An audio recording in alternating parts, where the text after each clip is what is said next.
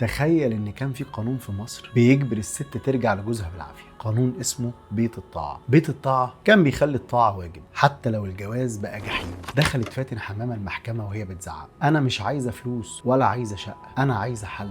الست لو عايزه تتطلق لازم تثبت ضرر جسدي واضح. فيلم اريد حلا. هو الست في مصر محتاجه موافقه عشان تتطلق؟ محتاجه اذن عشان تخرج من علاقه مؤذيه؟ القصه مش خيال، القصه حقيقيه ومبنيه على وقائع ستات فعلا اتظلموا. القضيه دي لمست الصحفيه حسن شاه فكتبت عنها مقال اريد حلا، والمقال ده هو اللي اتحول للفيلم بعد كده. اللي محدش يعرفه كتير ان فاتن حمامه كانت بتتكلم من واقع، لانها في الوقت ده كانت فعلا مطلقه. الفيلم نزل في السينمات والناس كلها اتفرجت، بس الرد ما كانش برافو وتسقيف وخلاص. الرد كان هزه في المجتمع. البرلمان بدأ يناقش تعديل قانون الأحوال الشخصية. الرئيس السادات نفسه وجه الحكومة تراجع القانون. اللي بدأ كل ده فيلم.